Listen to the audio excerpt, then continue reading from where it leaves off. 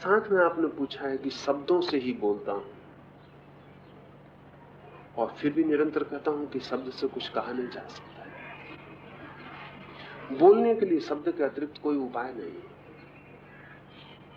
साधारणता शब्द से ही बोला जाएगा, और फिर भी यह सत्य है कि शब्द से बोला नहीं जा सकता।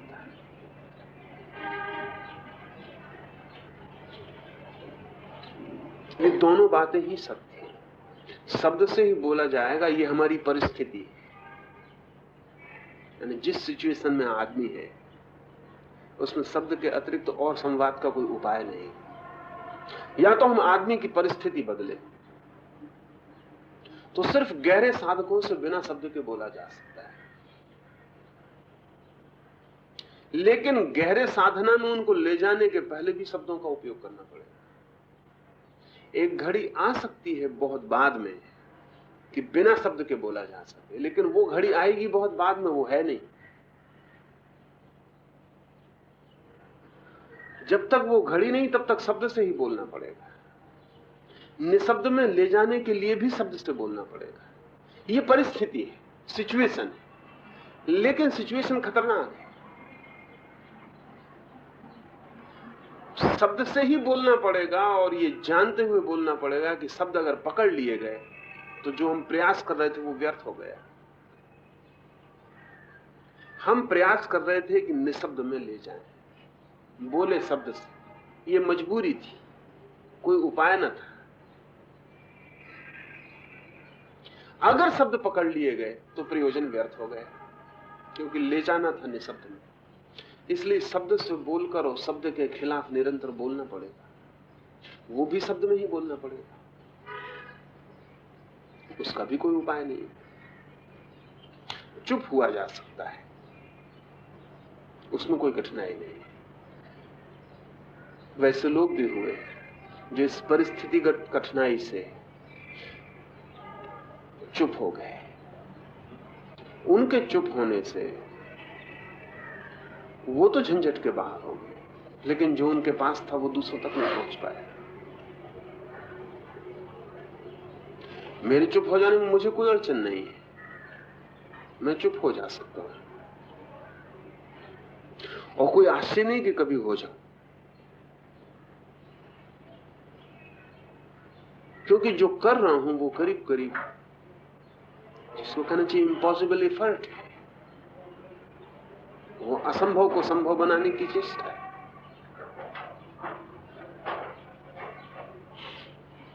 लेकिन मेरे चुप हो जाने से कुछ हल नहीं होता, आप तक कोई संवाद नहीं पहुंचता। खतरा फिर वही का वही है। पहले शब्द पकड़े जा सकते थे, उनसे डर था कि शब्द पकड़ जाएं तो जो मैं पहुंचाना चाहता था वो नहीं होगा। अब चुप्पी रह जाएगी, अब पहुंचाने की बात ही खत्म हो गई। लेकिन पहले में एक संभावना थी कि कुछ लोगों तक पहुंच जाएगा। 100 से बात करूंगा तो एक तो शब्द को बिना पकड़े जा सकेगा, 99 प्रयास व्यर्थ होंगे, एक तो सार्थक हो जाएगा। चुप रह के वो एक भी संभव नहीं रह जाता, उसका भी उपाय नहीं रह जाता। इसलिए व्यर्थ चेष्टा करनी पड़ती है। और मजे की बात यह है कि जिसको भरोसा है कि शब्द से कहा जा सकता है वो बहुत ज्यादा नहीं बोलेगा, उसने थोड़ा बोल दिया, बात कर लोगे। लेकिन जिसे भरोसा नहीं है कि शब्द से कहा जा सकता है वो बहुत बोलेगा, क्योंकि कितना ही बोले उसे पक्का पता है कि अभी भी पहुंचा नहीं, वो और बोलेगा और बोलेगा और बोलेगा। ये जो बुद्ध का 40 साल निरंतर बोलना है सुबह से सांझ तक, ये इसलिए नहीं है कि शब्द से कहा जा सकता है इसलिए इतना बोल रहे हैं, ये इसलिए है कि हर बार बोल के पता लगता है कि अभी भी तो नहीं पहुंचा, फिर बोलो, और ढंग से बोलो, किसी और रास्ते से बोलो, कोई और शब्द का उपयोग करो। इसलिए 40 साल निरंतर बोलने में बीतते। फिर डर भी लगता है कि जब 40 साल निरंतर बोलूंगा तो कहीं ऐसा ना हो कि लोगों को शब्द पकड़ जाए, क्योंकि 40 साल से शब्द ही तो दे रहा हूं। इसलिए फिर निरंतर ये भी चिल्लाते रहो कि शब्द पकड़ मत देना। पर ये स्थिति है, इस स्थिति के बाहर जाने के लिए सिवाय इसकी कोई मार्ग नहीं है। शब्द से बाहर जाने के लिए शब्द का ही उपयोग करना पड़ेगा। ये करीब करीब स्थिति ऐसी है जैसे ये कमरा है। इस कमरे से बाहर जाने के लिए भी इस कमरे में 10-5 कदम चलने पड़ेंगे।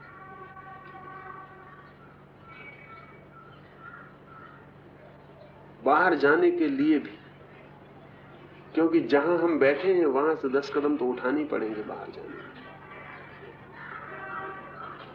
हालांकि कोई कह सकता है कि कमरे में ही चलने से कमरे के बाहर कैसे पहुंचोगे, लेकिन कमरे में चलने के ढंग पर निर्भर करता है। एक आदमी वर्तुलाकार चल सकता है कमरे में, गोल चक्कर काट सकता है, वो मीलों चल ले तो भी बाहर नहीं पहुंचेगा। लेकिन एक द्वार की तरफ चल सकता है, वर्तुलाकार नहीं, लिनियल होगा उसका चलना, रेखाबद्ध होगा। अगर रेखा कहीं जरा भी मुड़ गई तो चक्कर खा जाएगा कमरे के भीतर। अगर रेखा बिल्कुल सीधी रही तो दरवाजे से निकल भी सकता है।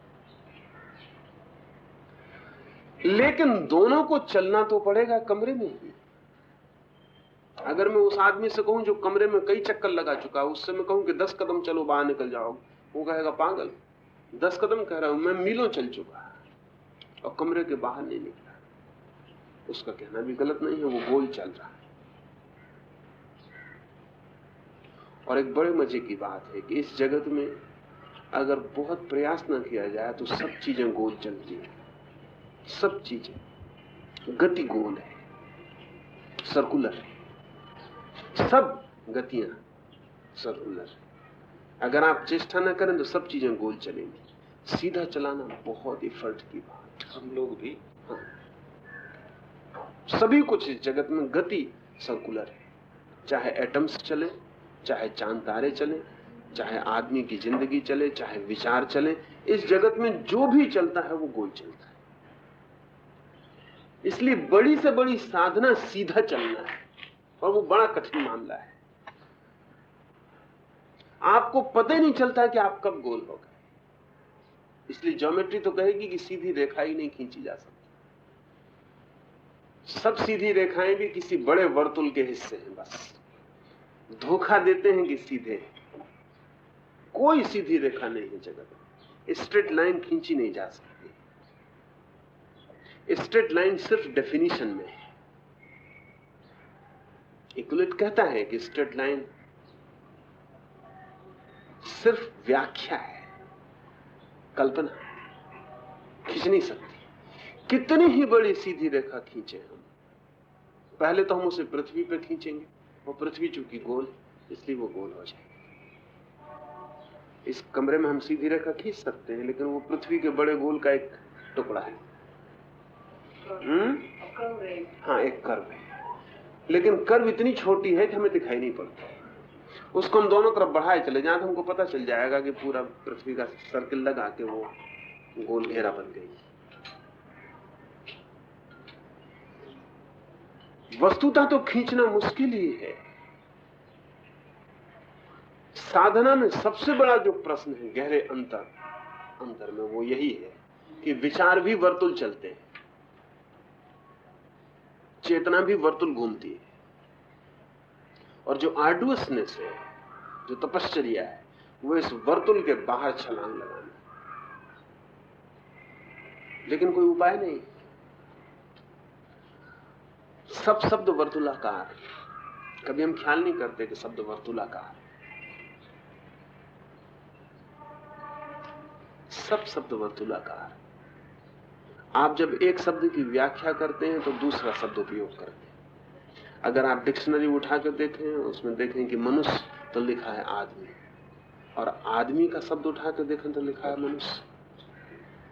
तो बड़ा पागलपन। यानी तुम्हें दोनों को पता नहीं है, इसका मतलब ये हुआ।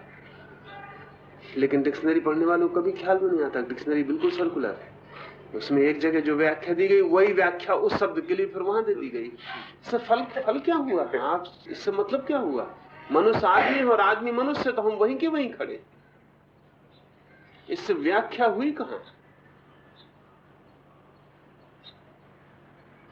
सारी व्याख्याएं वर्तुलाकार, सारे सिद्धांत वर्तुलाकार। एक सिद्धांत को समझाने के लिए दूसरे का उपयोग करना, दूसरे के लिए फिर उसी का करना पड़ता है। पूरी चेतना वर्तुलाकार है। इसलिए बूढ़े आखिरी अवस्था में करीब करीब बच्चों जैसे हो जाते। वर्तुल पूरा हो गया।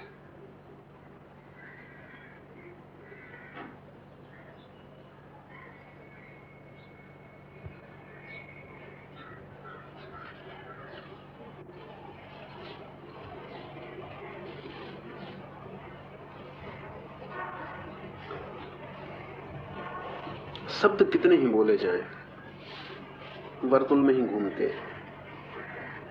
शब्दों की बनावट वर्तुलाकार है। सीधी रेखा में वो चल नहीं सकते। अगर आप सीधी रेखा में चले तो शब्द के बाहर पहुंचे। पर शब्दों में हम जीते हैं, इसलिए अगर मुझे शब्दों के खिलाफ भी कुछ कहना है तो शब्दों में ही कहना पड़ेगा। ये बड़ा पागलपन है, लेकिन इसमें मेरा कसूर नहीं। ऐसी स्थिति है तो शब्द बोलते रहूंगा, शब्द के खिलाफ बोलता रहूंगा, इस आशा में। शब्द बोलूंगा कि शब्द के बिना आप समझ नहीं सकते, इस आशा में शब्द के खिलाफ बोलूंगा कि शायद शब्द की पकड़ से बच जाए। अगर ये दोनों घटनाएं घट सके तो ही मैं आपको जो कहना चाहता हूं वो पहुंचा पाता हूं। अगर आप सिर्फ मेरे शब्द समझ गए तो भी चूक गए। अगर आप शब्द ही ना समझे तो भी चूक गए। शब्द तो मेरे समझने ही पड़ेंगे, लेकिन शब्द के साथ साथ जो निशब्द का इंगित है वो भी समझना पड़ेगा।